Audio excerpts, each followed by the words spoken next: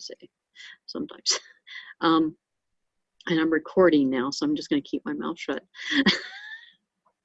At this point, we're in 380. I do have an announcement, something I have never ever done before. I'm giving you the day off on Thursday. Thursday? Yeah. And because I did this, the changes in the schedule are bolded.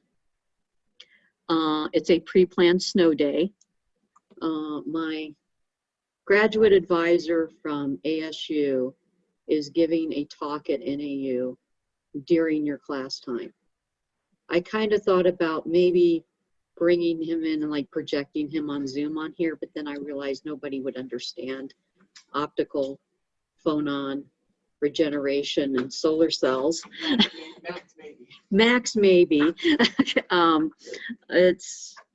That would be about it. So I'm just giving you the day off on Thursday, March 4th. There'll be no class, no recording, no anything, no participation points. And to make up for that, what I'm going to do is I'm going to move the homework. There's a new due date on homework 7. Instead of being due on Tuesday, it'll be due the following Thursday. And that will just give you a little extra time for that. We'll make up for the lost class day because we're going to meet during pseudo spring break and kind of keep that as catch up, because it's not really NAU spring break. It's just on my schedule as spring break. Because they didn't tell me. Surprise, surprise. Homework 7. Homework 7's kind of bad like homework 6. Homework 8 is mostly watching videos and writing about them, or reading articles and writing about it. So it's not a lot of math or anything like that. Exam 2, Thursday, March 25th. I believe I got, I don't think anyone's made an appointment for it yet, so we'll worry about that. I'll probably be Wednesday. And then Dr. Cambo's coming in. Lab 4 is the hard one. I just got that posted. Lab 4 is a 4-week lab. It's twice as long as Lab 3. We talked about that. Fall 2021, EE380, I'm still teaching. That's the class I've asked for. I've asked for that in 380 in the fall, and we'll see what happens. And it adds up to be an amazing 49.2%. And they've already got it approved. The director just all he did is he called Bertrand and he called Gabe and said, "Do you really want her for half the time?" And they said, "Yes." Please. Okay. I've got some research plans for the summer and the fall too. It'll be fun. Who beeped in? Was that Jordan? I'm going to assume it was Jordan. No. Oh, okay. Never mind. Okay, so we're going to finish up the small signal today. And then next Tuesday, we're going to start on building blocks of IC amplifiers. I still have like one extra day, so I'm okay. I'm not behind in here. So Thursday, no class.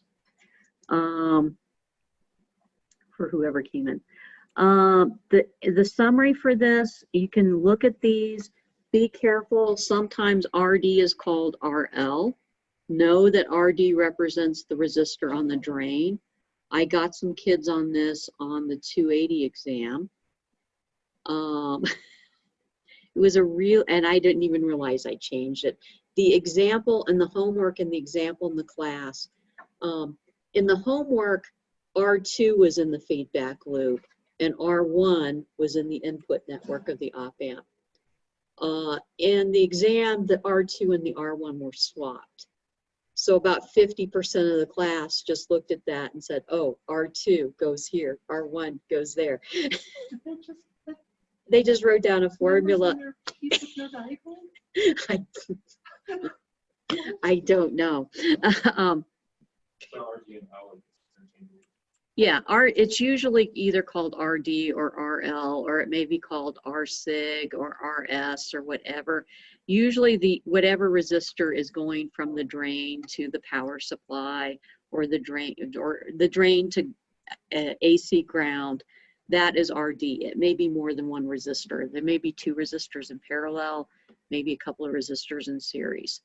If you use that, you can get away with this chart. The common source amplifier is kind of one, you're going to see this pattern again. The common source, the cascode, oh, I'm sorry, I have to change this. The common source, the cascode,